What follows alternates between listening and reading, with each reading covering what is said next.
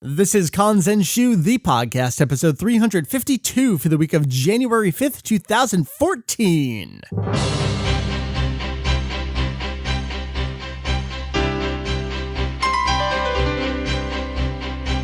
What up, hey-os? Welcome to a Kanzenshuu, the podcast, an extension of the all-encompassing Dragon Ball fansite. Kanzenshuu. That's right, we cover anything and everything Dragon Ball in hopes so enlightening and a little bit of entertaining as well. What up? Name is Mike, VegettoEX, joining me across a very cold internet pipe, Mr. Hujio, Sir Heath. It needs to warm up. So cold. It really does. So cold. So we'll record a podcast. That works. Yeah.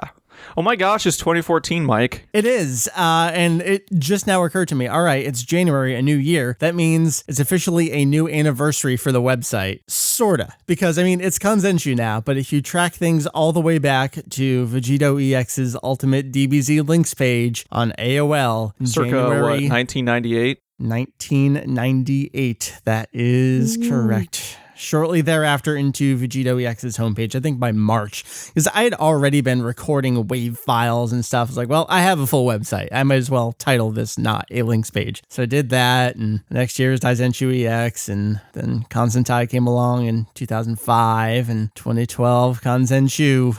Here we are. What? Wow. Trip down memory trail. Yepers, so here we are. It's a fresh new year, the first episode of a new year, or the last episode of a previous year. What we like to do is go over all the major news stories from the year, and then we make predictions for the upcoming year, and then we check in on our predictions from the last year. We are not doing that this episode. Oh, no. Yep. I've been tricked. Things are a little busy right now, and Julian has taken ill. He's not, like, super sick, but... Yeah, he has, like, a throat infection. And he has claimed his spot on the show, so we will let him heal up. Also, his family is visiting him over there in Japan, so give him a little bit of time. So, Heath, that leaves you and I on a backup plan for this episode, and it was one of those things that came together at the very last second. It's like, wait a minute, that's actually a really goddamn good idea. I think this is really awesome. I think people will enjoy it. And I know when we were talking about it, we were both pretty excited. It's like, this is actually pretty cool. So here's the thing. I mean, I've been running a Dragon Ball website since 1998. Everyone here involved on, well, I shouldn't say everyone, because Julian and Jake, not so much, but the rest of us. So you and I, and then Mary actually has a year on me. We've been here the entire time that FUNimation has existed as a company producing and releasing Dragon Ball in North America. The official third-party historians, because you need to unbiased historian non-propaganda. So we are going to dive into the history. So as you are probably quite aware, if you follow Kanzenshuu and any Dragon Ball news anywhere, FUNimation decided, let's do Dragon Ball Z on Blu-ray again. So we have the new season sets coming out. I just got mine in. I have not even put it into the PS3 to watch yet. So I'm getting there. We'll do a formal review at some point. But again, if you've been following Kanzenshuu, you know that we recently put up a Q&A session with FUNimation about the new Blu-ray sets. So I think, Heath, as part of our news, because it's kind of been a little bit slow lately, we'll briefly touch on some of those questions. But our topic this week, and this was brought up by the Blu-ray coming in and me saying, hey, well, I own every single release that has come out since FUNimation started. Let me throw them all together and put a picture up. Well, the internet decided this was the greatest picture ever. I agree. Except that it's not Dragon Ball Z Movie 1. No, but it's really close. It's really close. Again, because I've been here the whole time, I own every single last release that FUNimation has put out of Raditz, because we're talking about the beginning of DBZ all the way back to Arrival on VHS, all the way up through now. So we are going to go through those releases. When did they come out? What was on them? What separated them from the previous release? What was the marketing speak at the time? We'll take a trip down memory lane up through today with all of those releases. That'll be our topic this week. I think it's going to be fun to look back at it. That's what I got on tap for us this week, man. I'm excited. I'm ready for this. All right. So just in terms of real quick content we have up on the site, if you want to check out the top 5 stories of 2013, that'll get you prepped for when we do our big recap of 2013. Spoiler, all 5 are Battle of Gods. I was going to say, it's very heavily Battle of Gods. Were you surprised by that at all? No. It's the biggest thing that happened in the entire year. So, oh my God, the Funimation Blu-ray set was close at number 6, but at the end it did not quite make it there. So you can check that out. And we're going to talk about the Funimation Q&A shortly. And other than that, the last thing we had up was the last podcast episode. Did you check out the talk with Kieran about Battle of Z at all? I did not, because I hadn't played it yet. Ah, I see. I did see that you were talking about, you downloaded the demo, trying to figure out how to play it and all that. How'd that go for you? Not too bad. Yeah? It actually, I was quite surprised that I liked it more than I did. All right, that's good. That's good. So play the demo a little more, and I think this is the way to do it. Play the game a little bit, go back and listen to the podcast episode, and I think for myself, it certainly changed my whole perspective on the game, and it sounds like it did for other folks. So that's my recommendation for you and everyone. Will do. All righty. So with that said, I guess let's talk about what little non-news we had. Heath, we had been working on this for, it was back at the beginning of November that Funimation came to us and said, hey, you want to do a Q&A about the new Blu-rays? And our first response was... We had a big in-house discussion of, did they realize who they're asking? Right. And I mean, how much Funimation internal stuff can we give away that we know? I mean, it's all public information. How many brand managers they've gone through, marketing staff. I mean, there's a couple marketing staff that have been there for a while, but there's been turnover at that company. That's all public knowledge. That's all up there. You can check that out. So... like today's Funimation people, do they know our perspective on the orange bricks? I have to imagine that someone at some point did. We know for a fact at some point someone did. Are these the same people? Do they know? Why are they asking us? Because this is a crop to release.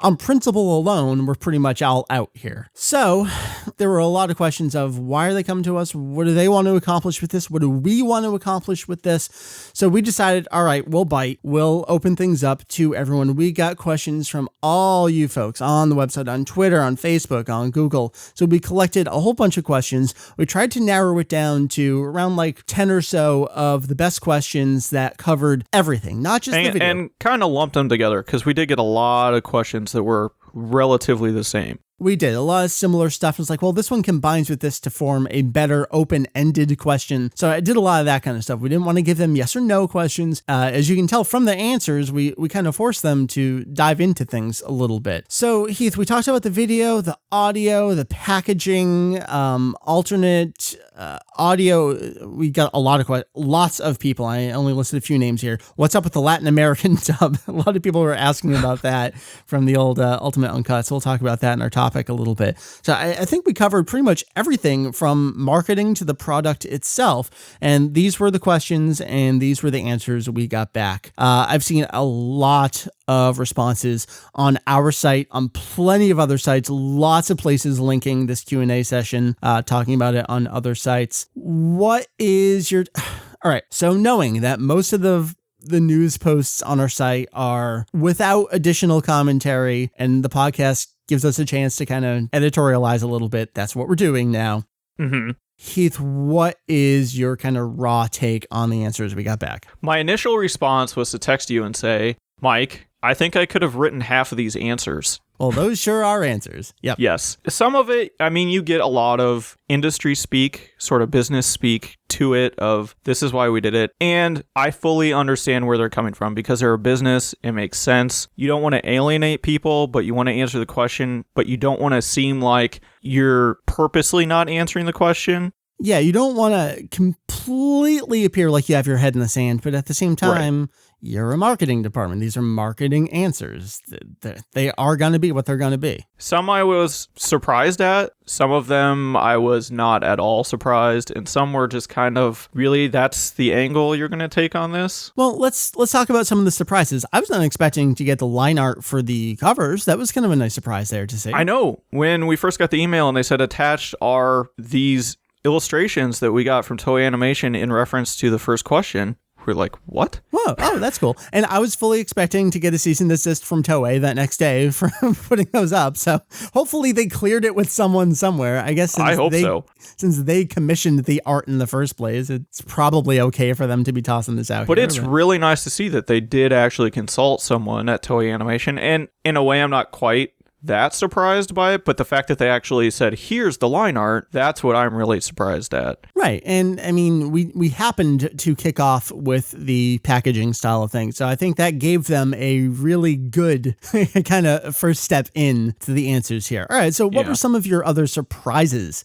in the answers? First off was the survey data, how they said that was only one of the factors that they used. And they looked at the performance of the level sets and the orange bricks. Right. Which I was like, well, can you really use those as a reference for something you're doing now that's kind of competing with those, and one that you just outright canceled, even though it seemed to get really good reception? Because we've never really learned how well the level sets did. So are they indicating that they did poorly? That's super weird. They really dance around how successful certain things were beyond the orange bricks, which we know were consistent sellers over time for years and years. And one of the things that we even talked about was the fact that Funimation themselves is using this moniker of orange bricks, something that we've forever been harassed about by people. I can't believe you calling it. That's so condescending.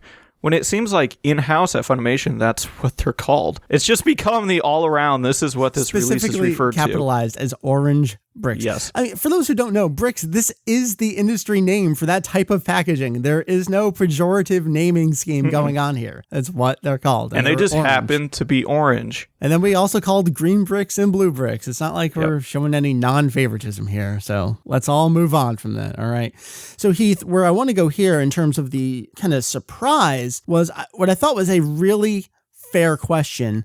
And that was, look, you put this out, 2 months later, you announce this. 1 month later, this was wrapping up. All the meanwhile, Kai was on TV. It's the breathing room question, which we've talked extensively here on the podcast. Why are you competing with yourself with the same product? So my surprise here was that Kai has its own independent creative team at Funimation where they essentially treat it as a separate IP, intellectual property. And in theory, that makes sense. In practice, well, I can probably tell you it's not making sense, right? Not when everyone lumps it together. It has Dragon Ball Z in the title. Well, and they added the Z back to it. Well, I mean, did Toei force them to add the Z back? I mean, that's what it sounds like. Right. Well, it's one of those odd questions, though, because do they treat Dragon Ball as a separate property from Dragon Ball Z, from Dragon Ball GT? Well, yeah, of course. So, in a sense, then it does make a little bit of sense why they would consider it different. But at the same time, it's nothing like anything else we've ever seen where it is so closely associated with the original series it's based on. Kai is not replacing Dragon Ball or competing with, it's not the same underlying footage. That's the thing. Kai is the exact same footage as Z. Yes, different dub. Yes, different music. I mean, dubs on both the original Japanese voice side and the English side. Again, just like you said, it is so different from anything that has pretty much ever existed before. No one goes back and redoes their show with the same footage. So, I mean, it's all a learning experience, I think, for Toei and for Funimation here. But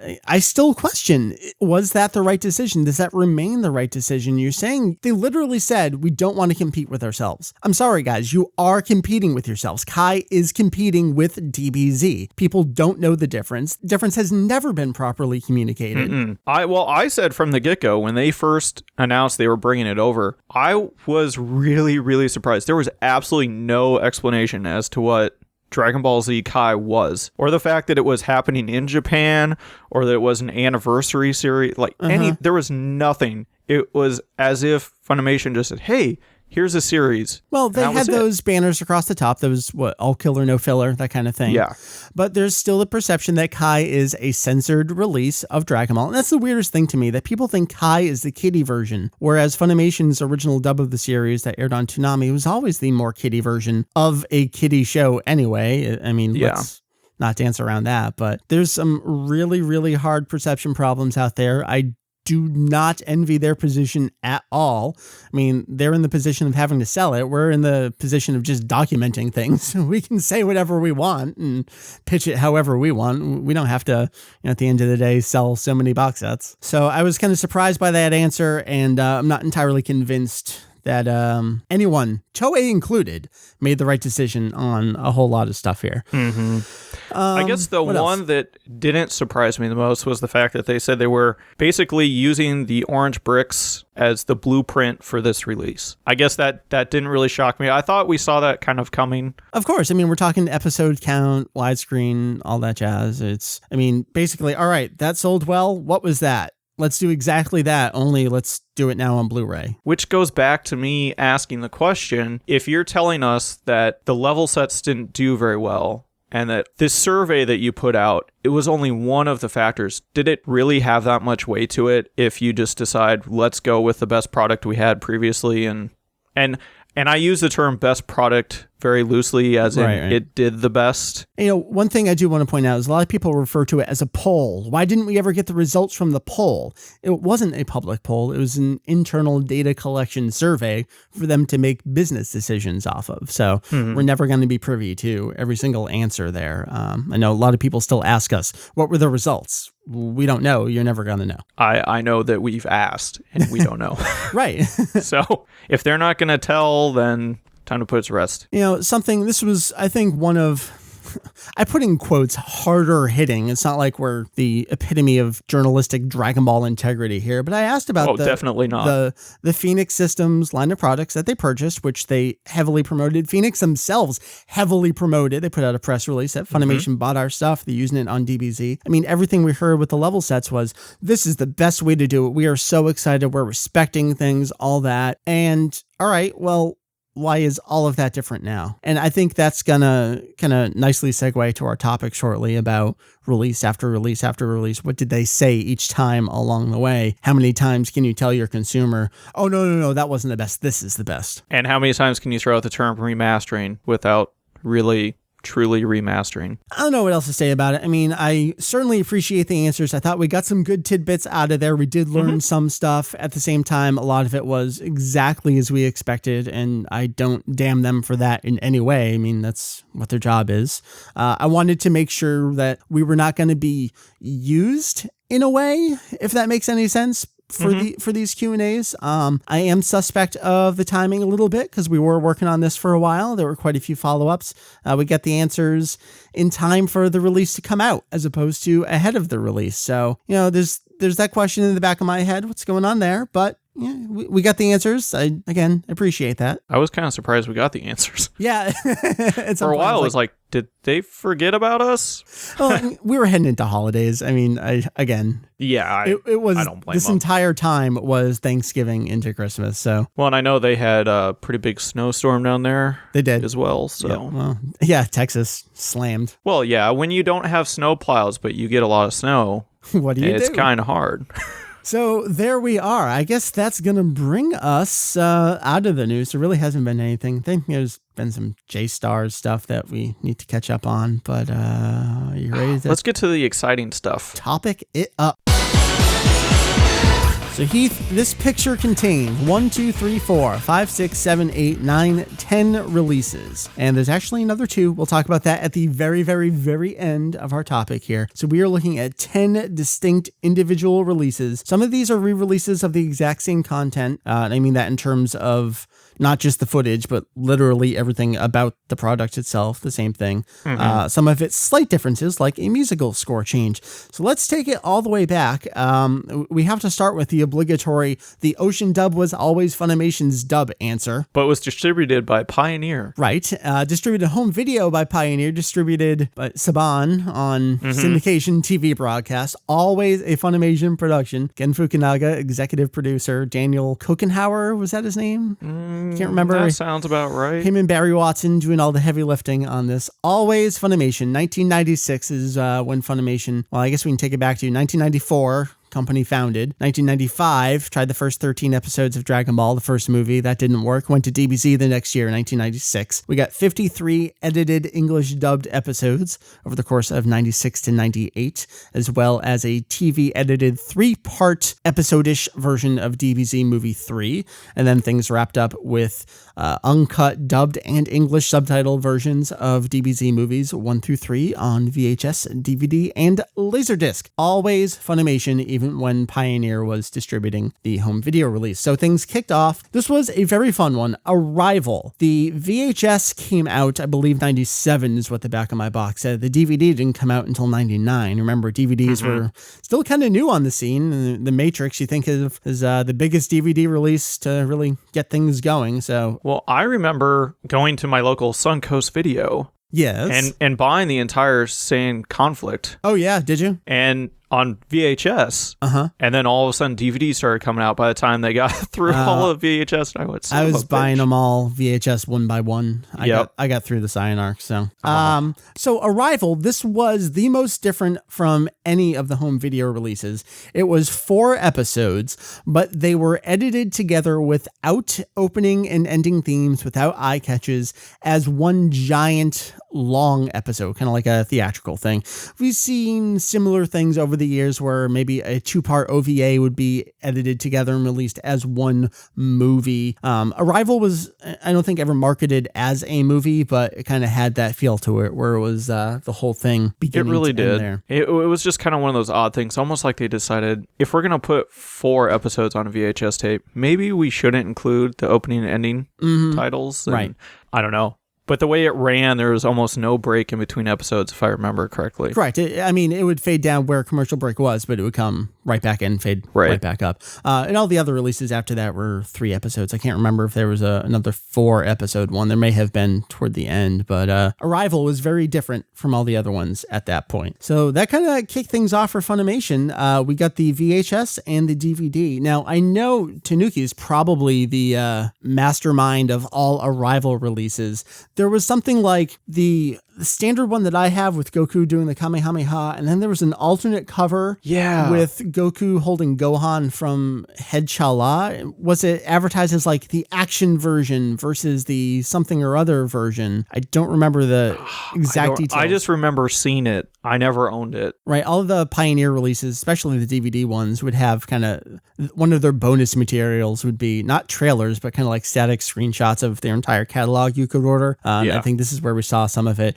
I think he actually got one at one point, and I can't remember if it ended up being literally the exact same content or if it was the original broadcast version where episodes 1 and 2 had some of the alternate lines, which we'll get later in the Rock the Dragon edition that we'll talk about things like I Smell Death in the Air, that kind of stuff. But there were 2 editions of it. Seems like they were pretty much the exact same thing. The DVD release was the subsequently further edited version with, oh no, this isn't good, instead of I Can Smell Death in the Air. That's that. And that was it for a long time. This was the whole span of years where, yes, Funimation was in charge, but they sub-licensed their home distribution to what was then Pioneer, later became Geneon. That sub-license expired, I believe it was in 2003, and that gave Funimation the chance to go back and redub and re-release those episodes, and that is what led to the Ultimate Uncut Edition in 2005. I remember when those first came on Toonami. Do you? Well, I remember getting the home release. This was, I think, the start of a trend for Funimation the fans could always point back to of, well, you canceled that release on me. This is where it all starts. It really did. Well, everything kind of snowballs. It sort of started maybe with like the VHS release of the first Dragon Ball TV series, but I mean, VHS, I already said this before, let's not damn them for that. It kind of made sense. So the Ultimate Uncut Edition came out 2005. This Saiyan Showdown was the first release here. Came out in April 2005. This only had 3 episodes, so we're already a downgrade from Arrival, the 3-episode DVDs, first 3 episodes of DBZ. This was completely redubbed by Funimation on the English side, so no longer the Ocean Studios cast. And now, as they were saying at the time, the voices you know and love. Do you remember all the commercials for the Ultimate Uncut Edition? Yeah, I remember all the garbled Japanese that wasn't Japanese. Right. It was one of those replacement fonts where it would just literally substitute a kana for a letter that did not, not necessarily, it never did correspond to what that actual sound was. And Julian at the time, back in 2005, would lovingly transliterate all of what the garbage kana was. So that was always fun times. So the Ultimate Uncut Edition was advertised as the voices you know and love. Was this the way it was meant to be seen? Well, wasn't that the Orange Bricks? Or did that start here? Yeah, the voices we love and the way it was meant to be seen. And we do have this here. Yanena Raichiru no ya Rachimo Hanachi hoya Yamatsuna Mona Naho. The way it was meant to be seen. Yep. Complete gibberish. So, I mean, that was fun for those of us who could look at it and be like, wait a minute. But this was also a glimpse at, look, they're kind of playing up the Japanese-ness of it, though they would never go so far as to promote watching the Japanese version. Like they would talk about the original uncut Japanese footage. And it's not like Funimation is going to advertise the original Japanese audio track over their English dub. Again, that makes total business sense. Sure, whatever. Not when you put that much capital into it. Right. But to see them playing up the Japanese-ish niche of it, that was interesting. That's the only word I can use to think of it. Well, it's also at the point, by 2005, most people know what anime is and where it comes from. Right, I mean... Whereas in 1996, sure, it was kind of a, what's this cartoon? Yeah, we were hitting the peak of the domestic anime industry, 2005. I mean, the series was still playing on Toonami on Cartoon Network 5 days a week, I think, at that point. Heading toward 2007 was kind of like the make it or break it point, I think both in the US and Japan for Dragon Ball. It's kind of weird around that time. What else about the Ultimate Uncut Edition? All right, so we had the 3 episodes. It did have a featurette on there, I think, with Schemmel and Sabat talking about their roles. Was it Goku versus Vegeta? They really get to dig into their performances and how it changed and what they loved about the characters. There's some shots of folks at anime conventions. There was it like a flying Nimbus feature or something like that? It had a couple extras. This was that trend of, all right, the first thing we put out is going to have some extras and we're just going to forget about this as we move forward. It's kind of incentive to buy, and then they hope the completionist in you will just keep buying. Right. And there's also the time of the box plus one that you would buy, where we still were at the point of, I mean, Funimation disrupted the entire industry basically single-handedly. I forgot about that. When we get to the Orange Bricks, but we were still doing single discs. So what they would do, they would sell you volume 1 that came with a box that would hold the entirety of the series or that season. And then didn't some come with like a figure? Yeah. I think this one actually did as well, the box plus one. And then as we got to Vegeta Saga 2 with the box plus one, well, that's when it got canceled. So you ended up with a box that could never be filled because the product never actually came out. Oh, all those wasted boxes. Yep. So the Ultimate Uncut Edition, that got through 9 releases, Saiyan Invasion, on May 16th, 2006. So that only ran for about a year before that was canceled. And that was a weird time because it was a very weird cancellation. It was completely silent. And then it was not orange yet at the time. It was the same yellow as the Dragon Boxes would end up being, believe it or not. The yellow complete Vegeta set on 5 discs, I think it was, first announced, something like that. It's like, wait, what is going on?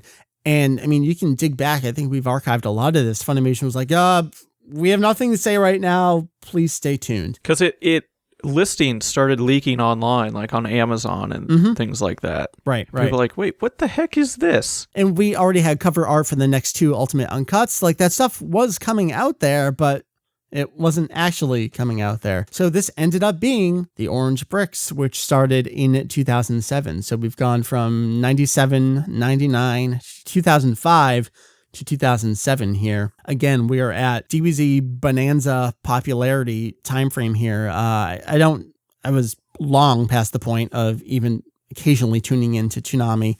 2007. Same here. I mean, it wasn't even on my radar anymore. I don't know if the show was still airing, but obviously the popularity was huge through the video games. I mean, this is the time that we were getting like 4 video games a year. You look between the Sparking and Super DBZ, and Infinite World was 2008. And in Japan, you got like Battle Stadium DON, Jump Superstar, Jump Ultimate Star. Sure, some of them are crossovers, but the amount of Dragon Ball in the video game front was overwhelming for a few years there. Dragon Ball was huge still in 2007.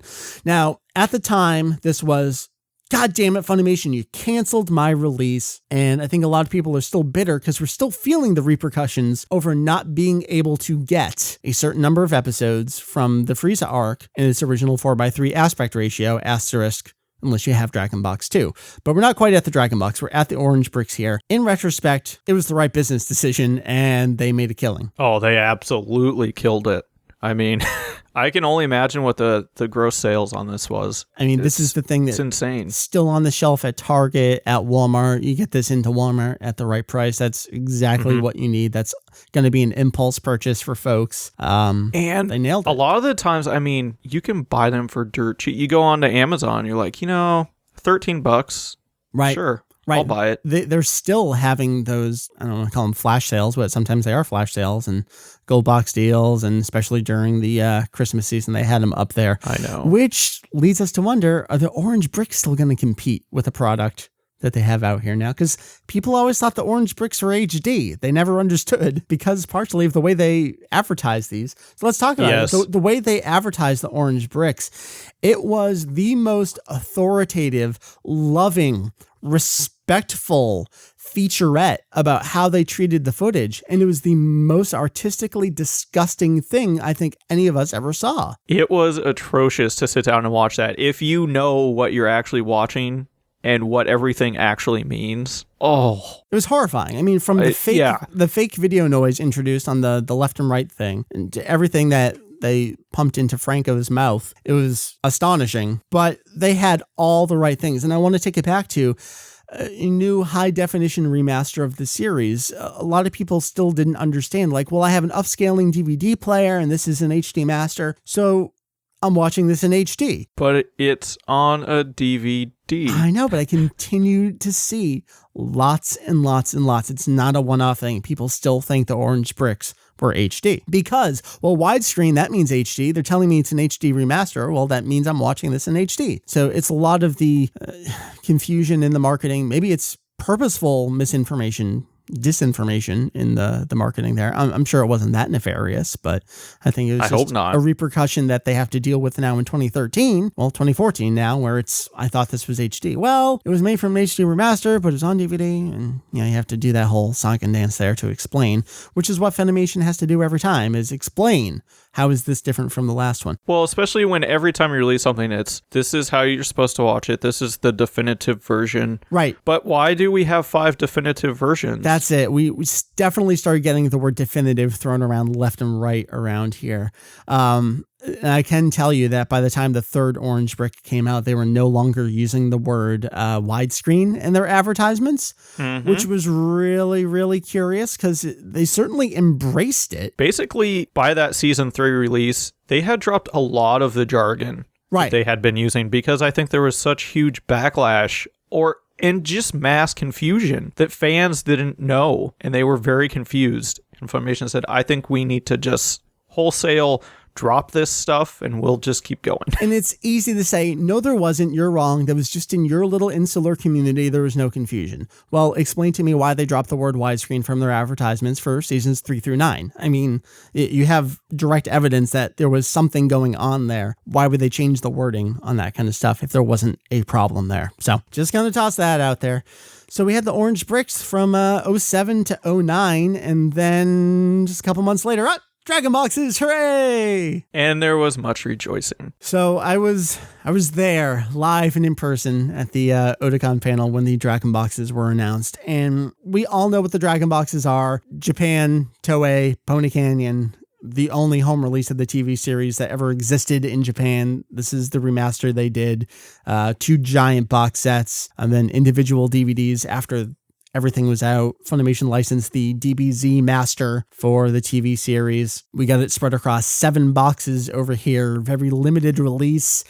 Certain ones, particularly Dragon Box 2. I'm not lying when I say that this reaches $400 on the secondhand market. We've seen it on eBay. We've seen it on our forum. People hawking this left and right for multiple hundreds of dollars. That is indeed true. You either love the Dragon Box or you hate it. I mean, we're talking about, I guess to explain the Dragon Box, we have to note that the orange bricks did have, for the first time, this is a pretty big oversight for us to not mention just a second ago, the 3 audio tracks. Actually, we need to dive back to the Ultimate Uncut Edition, which had the Spanish dub on it. That got canceled.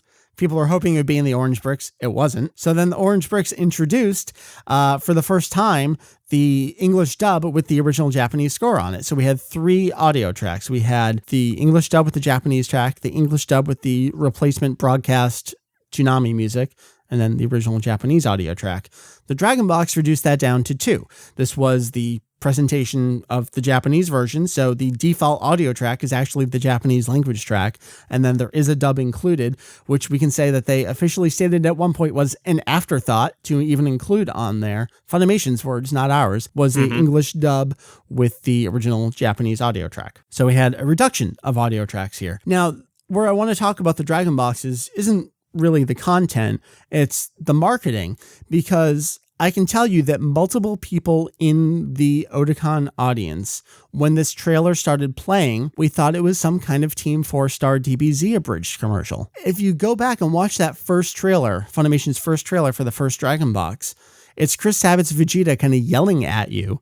And for me, not really, having that voice in my head all the time, I immediately thought a yelling Vegeta as abridged. Mary did as well. We independently confirmed this with each other afterward. Heath, speak to this. The treatment of the advertising for the Dragon Boxes versus the advertising for the Orange Bricks. They knew their target audience and they went for it. But the Dragon Box target audience was not the mainstream audience. It was us. So why were they advertising it in a way that I don't want to say was off-putting, because I could easily dismiss it. I'm all about the product. I don't care how you tell me about it. But at the same time, I know, like, from my perspective, I never saw any of the commercials. Like, I never went out of my way to see the commercials. You didn't have to. And so it was more, I knew the boxes were coming out, and that's all I cared about. I wasn't like, I need to go see the promo for this. But it just didn't happen. They still had to advertise it in a way, and I think they couldn't get away immediately after the Orange Bricks with another authoritative, kind of very respectful film fireside chat setting kind of explanation of why it was different. Here's what we did. This is why this is an awesome release. Also, they didn't actually do this remaster, so they couldn't speak to it in that regard, but they could still talk about it. That's true. I think... But it was really odd that in every commercial they'd bring on some character, from the series that would basically Funimationize what they were saying, as in really play it up, be really boastful about it, and just kind of almost in your face. Which is weird, because it's not like that was even the default audio track when you went and popped in your Dragon Box discs. You'd never hear these characters this way. It was really odd. I think the oddest thing that a lot of people found was when they bought the Dragon Box and it came with this little leaflet attached to the back explaining what a hardcore fan was. Right. It's like, really? Okay. So why didn't they release, the Orange Bricks with a leaflet? Whatever. It was just really odd. A lot of the advertising, a lot of what they did to promote it, it seemed so odd for the target audience that they were going after. It's almost like they were trying to combine it with not the target audience to maybe kind of pull some of those people in to boost sales. I'm not really sure. Originally produced in limited quantities in Japan, the incredibly rare Dragon Box has long been the ultimate prize for avid Dragon Ball Z collectors. Now, this coveted collection has been reproduced for the first time in the United States, delivering the authentic, original Dragon Ball Z experience to hardcore fans. See, and I love how they phrase it on there, how authentic this is, how, it's the original. There's more.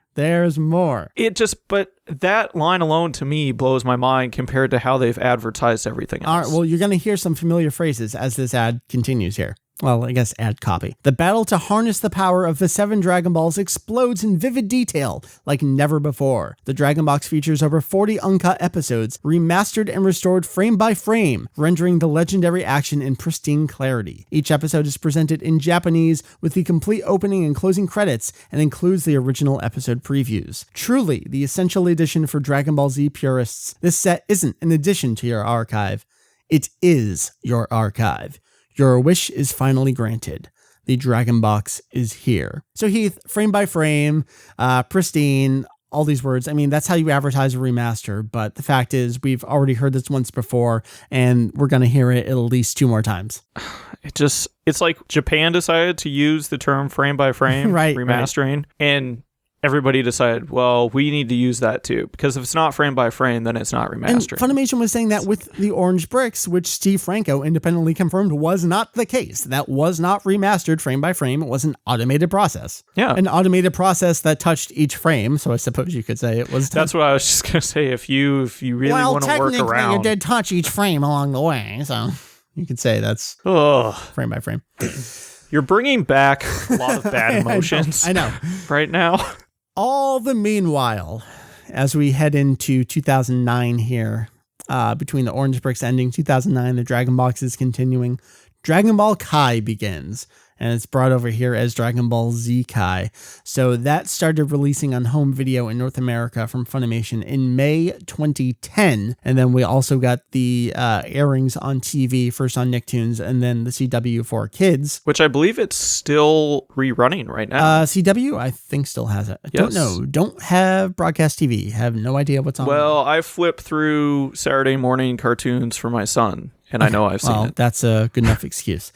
So Kai, I mean, there's so much to talk about. The most important thing here is the music debacle. I mean, you probably know what Kai is if you're listening to us and reading our website. So it started in May 2010. That's when we were getting the parts. They were the 2-disc sets that would have about, 12 or 13 episodes each.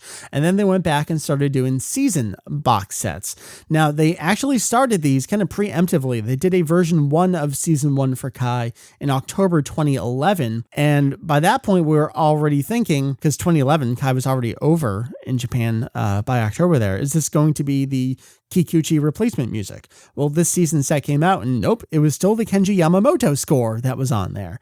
And they did not continue these season sets anymore. And in fact, later released a press release announcing that they were going to start doing season sets. Like, you already did start doing season sets. So they kind of swept that one under the rug. It's kind of like these are not the droids you're looking for. Right. So that next one, the kind of second official start of the Kai season sets, that started in May 2012. So about half a year later. And those continued onward. Everything from there on out was Kikuchi Kai. Parts 5 through 8 always were, and then all of the season sets starting with version 2 of season 1 onward is all Kikuchi music. So that's why in my photo you can see 2 different versions. One is the Blu-ray copy of the first Yamamoto Kai, and then a DVD season copy of Kikuchi Kai. So I think that's important to include there because they should actually call that Kikuchi Kai. I mean, everyone does, so might as well. Yamamoto Kai, Kikuchi Kai. I think it's worth including as 2 distinct releases because of the music on there. And also because, I mean, I had a part and then a season, so same kind of thing you got going on. That's true. There. Kai's working on there through 2012, and then in the meantime, starting in November of 2011, we get the Dragon Ball Z level sets on Blu-ray. Which was just the oddest thing ever when Kai was going, because that was the first thing that everybody said. Right. Wait, you're doing Kai. We have to all acknowledge that Kai was being advertised as DBZ for the HD era. That's what Toei was touting it as. That's what Funimation was bringing it over as updated, new, fresh, modern-looking version of DBZ for today's televisions. And thankfully, we got the proper 4x3 version of Kai on both the DVD and Blu-ray. Over in Japan, it was super weird. Their DVD standard def was cropped, and their Blu-ray HD was the original 4x3. But then we get Funimation saying, nope, we're going to do our own HD remaster of Z. Now, I remember talking about this for years. We all assumed, yeah, of course they're going to do an HD version. Kai kind of threw a wrench into the mix there with, all right, well, here's an HD version. We all naturally assumed they would just take their Orange Brick Masters, which did have a 1080p master created, that Franco did. They would just put that as is on Blu-ray. And thankfully, it turned out that is not what they did. And we got the level sets. And we always... At least I did. I always had a theory that originally that was the plan, but once Kai came out... Yeah, then they looked at like, oh my God, we can't put this out next to Kai. Now we can't just put the same thing out because we didn't do anything to it. Now we need to do something. Right. And they did. Now, the level sets, this was a period of announcement to cancellation 6 months. That was absurd. Announced at Comic-Con, and then by the end of the year, it was already done. Level 2.1 and 2.2 had cover art, episodes, all that. Never officially came out. So we only got... They had release dates and yeah. We were right up against them coming out. It's like, nope, they're not coming.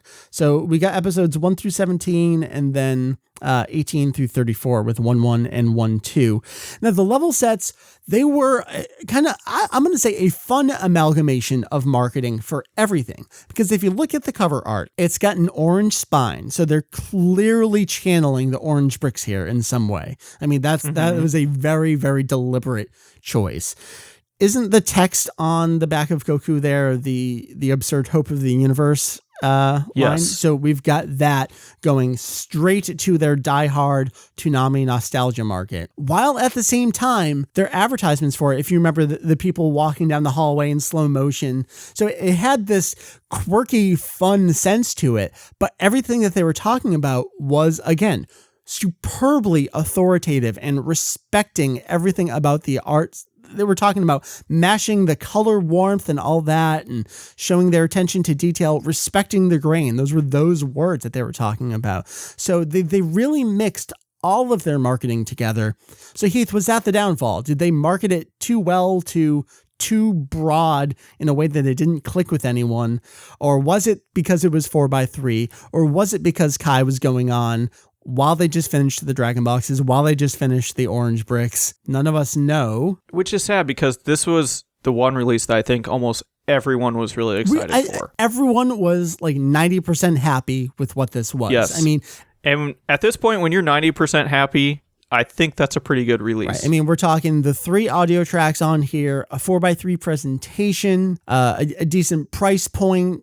Didn't have next episode previews and that kind of stuff, but just the attention to detail. Maybe the blacks were a little too dark, but everything else had a really great color feel to it. You can go read our review of it. You can't website. Because I never finished it. Oh, what? Yep. It is like 80% written, and then by the time, because I've just for 2 years now been so slow, it's like, well, this isn't even worth publishing anymore.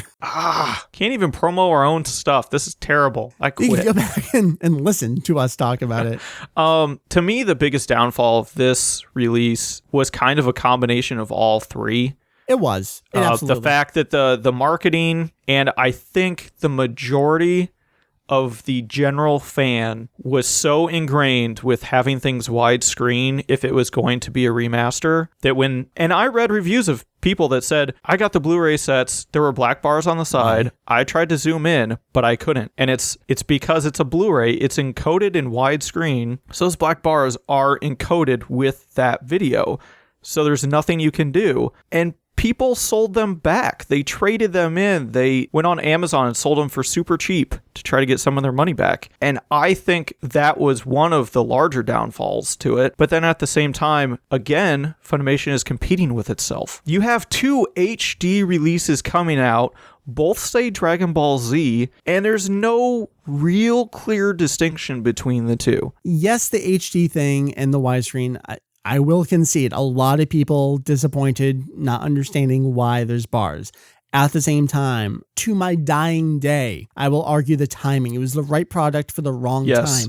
This was such a respectful, wonderful product that came out right at the end of the Dragon Boxes, which is exactly what we just asked for. This is what they would have held off until 2013 for. Do this now. Yeah. These level sets, I mean, these are going to be a piece of Dragon Ball history that we can look back at and be like, none of us are ever going to know. I will throw mine in every once in a while and just watch it and go, this is beautiful. And that's the worst part. In HD. This is like, this is what we could have had. Yeah, it kind of kills you inside a little bit. It does. It hurts. You get a little verklempt. Great product, wrong time for all the right and wrong reasons. It only got 2 releases, November 2011 and December 2011. Funimation took a lot of what they learned, apparently, from these level sets with the new Blu-rays. The new Blu-rays, they don't channel the orange bricks in any way, which I'm a little surprised about because they're basically an updated version of that in lots of ways. The exact same episode count, the exact same widescreen presentation of those things, but there's no orange on the cover. And maybe that's smart because the level sets just kind of use that, so you don't want it to be too similar to the exact same thing you just had 2 years ago, and even though it kind of is. But this is another really weird product that makes a lot of sense were it not for the other things going on. Yes. So, Heath, my question to you is, and my question for Funimation, always will be and remains, why this, why now? What do you think? I have the same answer that I have every time. I have no idea. I feel like we've had this discussion a million times of why are they doing this now? And my answer is always, I don't know what they're thinking. It was like the Rock the Dragon set, which is kind of the final proper item that we can mention here, which came out last August, which was one single giant box set of everything we talked about earlier from 96 to 98. Those 53 episodes plus the 3 movies. So technically it's a re-release of, the first Raditz episodes. So you're hitting the nostalgia crowd. Right. But the timing of that was weird because it's, okay, why now? And why now on a couple different fronts? One, because the same Kai levels upcoming Blu-rays. I mean, you have another product out there. But this is the kind of thing that you can market very separate from those, because this is never going to appeal to the 9-year-old born every day. I'm sorry, I have to toss that comment out there. But this one's never going to appeal to them because they have no memory of it. It's irrelevant to them. It's irrelevant to us. But this is how a lot of us were first introduced to the anime in some capacity. So it makes sense. I'm just not sure why now. So I feel like this was a prime release for a 20th anniversary, but that would be another 2-3 years. And we've heard them talk about, we're like, it's hanging out there and we have it and we might as well release it. I guess that makes sense. I'm just not sure about the timing, but from the sounds of it, Rock the Dragon Edition did what they expected it to do, which is always the best answer we can get from Funimation and the more niche Dragon Ball releases, just like the Dragon Boxes. Yes, it did what we expected it to do. Okay. Well, I'm going to write that off as a success. I suppose they made money, and at this point, as a business, that's what matters. Well, and Rock the Dragon, it's not like that took any more licensing to do anything. No. There's no more work that had to be done other than authoring and putting the book together. Yeah, I was going to say the material was all there. So here we are with, I don't even know what we call these. This is just season 1 of the Dragon Ball Z Blu-rays. There's no extra name to it. And I guess the Orange Bricks were that way too. So we got to come up with a name for this. The Blu-ray seasons, I guess. That's kind of what I've been going with. I think that's what most people are doing. Yeah. I mean, because level was easy. It's nice to differentiate the two. Right. But we're getting so much more of the same frame by frame attention to detail. They're talking about, panning the scenes where they need to make sure things are not just center cropped. A lot of people have been throwing up examples of this. Sorry, I forget who it was, but it was exactly what I was thinking about when you think back to the old Funimation Saban days when they would do digital zooms and sped up pans down on things to speed things up for time mostly. But you get a little bit of that going on with the new season Blu-rays here. I almost called them level sets, even though I know that's not what it is. So Heath, we've come from Funimation starting their TV broadcast of DBZ in 1996, Arrival coming out on VHS in 97, all the way through 2014, the new Blu-ray levels. If we consider all the Arrival and Rock the Dragon stuff as one release, because it's exactly as is, so that's 1, plus Ultimate Uncut 2, plus Orange Bricks 3, plus Dragon Box 4, plus Kai, it's like maybe 5.5.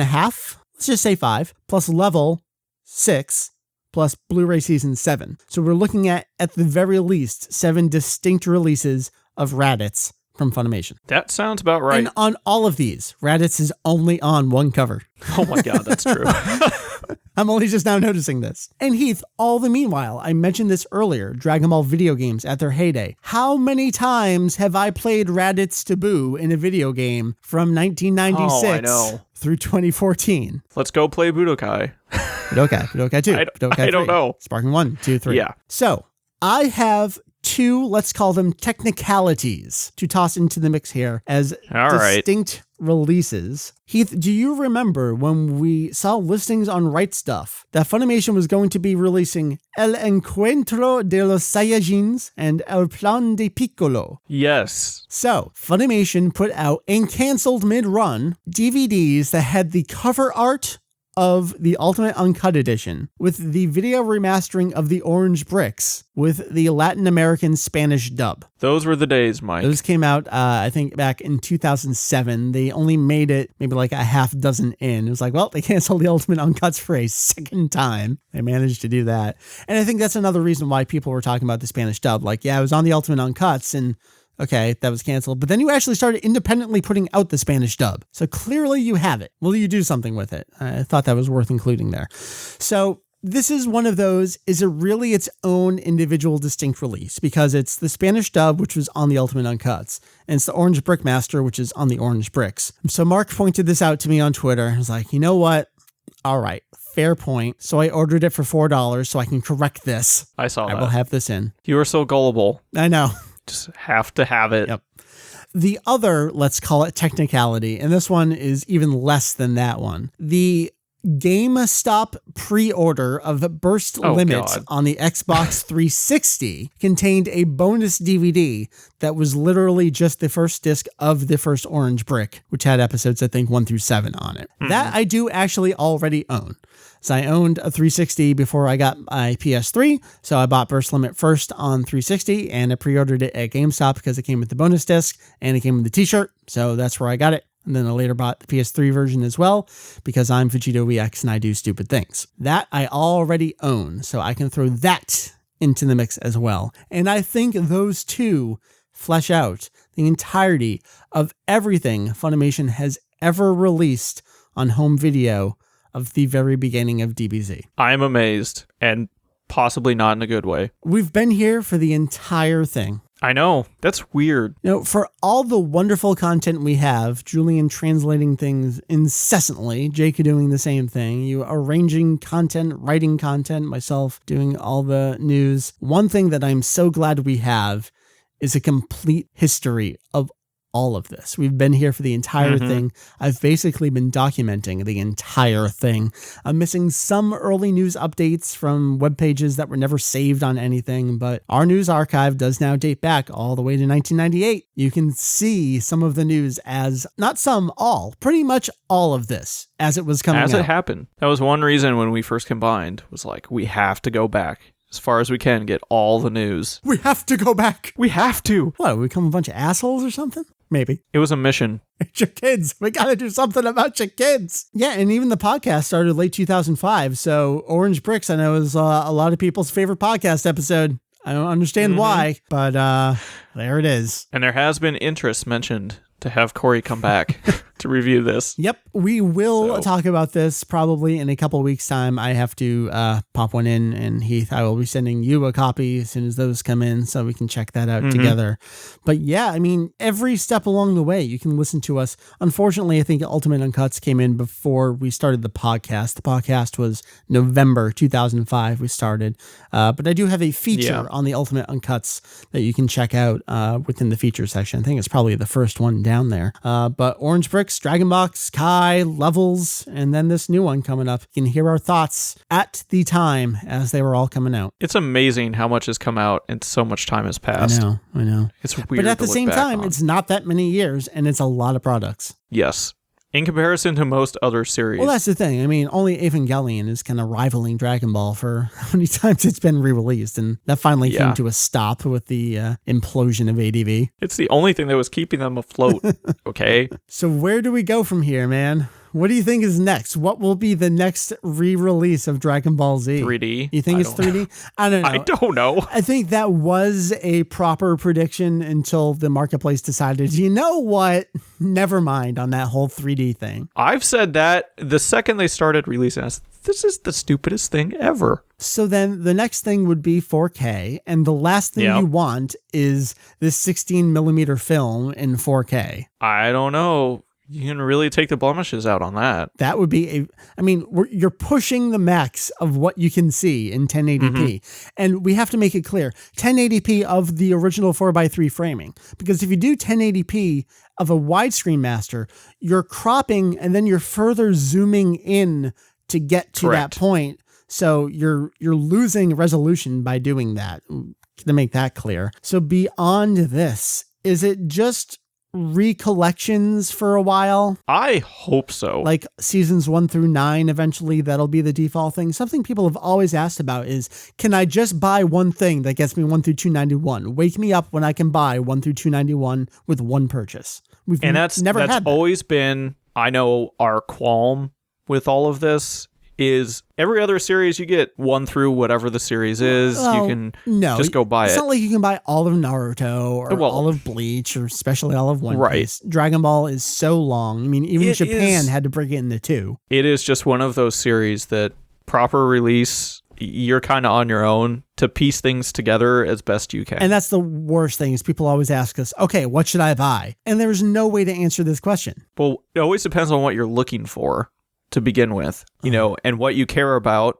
what you hold near and dear. Right. There's what's best for us versus what's best for you, from what you want to see versus how much you're willing to spend, all that. So it's one of those odd opinion-based questions. And then when you do give your opinion, it's wrong. And you don't know why. Right. So still same question. Is that what we're doing next? Is it just repackaging? So we're going to see 1 through 9, or is there going to be some other type of thing? What do you think? At this point, I don't know where they can possibly go. I'm going to go with repackaging. Is it going to be a 4x3 remaster? Are we going to see that sold to us later on again? That very possibly could happen. That's the only logical next thing I can think of. If they're going to do that, they better make a lot of money. Or if they are going to do that, at least run it up through the episodes we don't have in 4.3 and then cancel it. Stop teasing me and getting so close to getting into an episode that has never been released in 4.3 that's still available and then canceling, because that gets really annoying for a lot of people. We're talking about episodes 35 through about 68, 67, 68.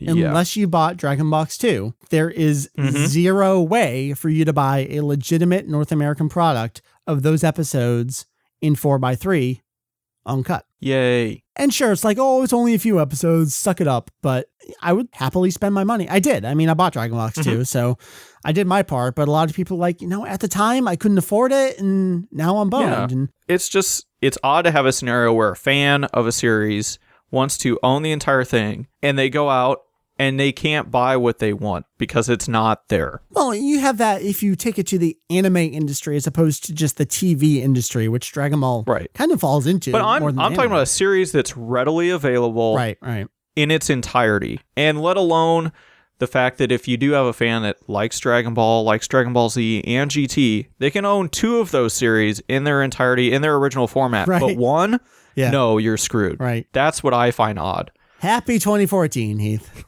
I know. I mean, really, I'm not super down about it, but it's just one of those things that it kind of gets to you a little bit, I have no more feelings. I know. I am dead on the inside. There's nothing left in me. The 2007 version of Heath would probably be a lot more upset. And we had reason to be back then. It's easy for us right now to sit back and look at our Dragon Boxes. You both the Japanese Dragon Box and the North American Dragon Boxes. Which is very nice. I mean, I've got some sporadic R2s here and there, and I got all the American ones. It's easy, really easy for us to sit back as adults and be like, well, I bought what I wanted. But Dragon Ball is a series that appeals to all ages, and there are a lot of people that are 10, 15 years younger than us that have the same artistic tendencies as us that can't buy what they want. And yeah, it sucks. It sucks. Maybe someday. Maybe. That's what we want next, Funimation. Give us the 4x3s. We'll be here in another 2 years for you to announce it. That's what we wanted this time. We'll be ready.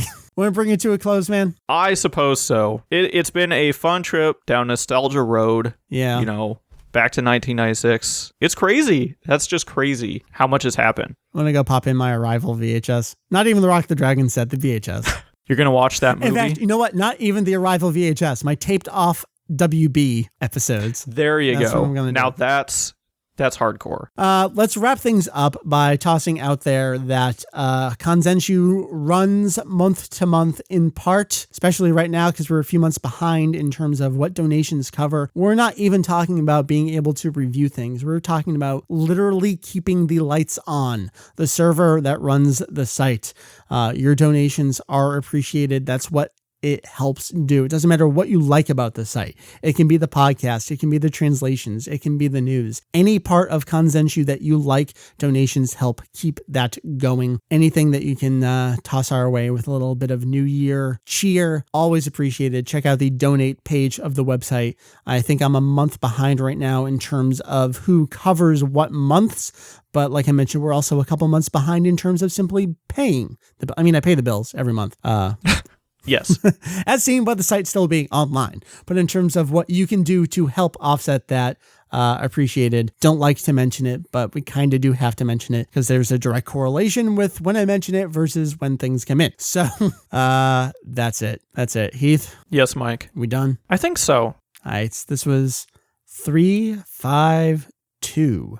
of the podcast. Hopefully we'll see Julian next week. Hopefully. I hope he gets better. Yes. Rest up, sir. So I've got to review all my predictions from last year anyway. I know. I haven't even listened to him yet because I knew he was sick, so I didn't bother. Yeah. I'm afraid. Forget him. I'm so scared. I don't even want to know what I predicted. I think we all said we'd see Battle of Gods in America, but yeah, I believe I said something along the lines of imported it. It would come out through Fox, but not with Funimation voices. I can't remember what I said. No. Something crazy that I pulled out of my ass. Now, if we don't just bring it to a close, we'll just keep talking about nonsense. So Heath, thank you, sir. Thanks for having me, Mike. Yepper. So for Heath, for Julian, for Jake, and Mary, who I could not track down because she is enthralled with Persona 4. She's been here the whole time too, but she's like, you know what? I'm going to play video games. Like, really? I put down Zelda to go record a podcast. You can't put down Persona? I see how it is. That's love. See, it is love. www.kanzenshuu.com. That is Kanzenshuu. Check us out. Twitter, Facebook, Google+, YouTube. You can listen to the podcast there as well if you want. We haven't done a live episode in a long time. We should consider that. We got to come up with something to do. That's a good idea. Maybe a fundraiser. I don't know. I guess we'll see. We shall see. That's it. I'm done. All right. I've been Mike. I'm going to get back to some scripting whatnot works. Stuff. You do that. Wrap up the show first. Okay. Thank you for joining us on Kanzenshuu the podcast. We hope you enjoyed this trip down memory lane with Arrival up through the upcoming Dragon Ball Z Season 1 Blu-ray sets. Enjoy!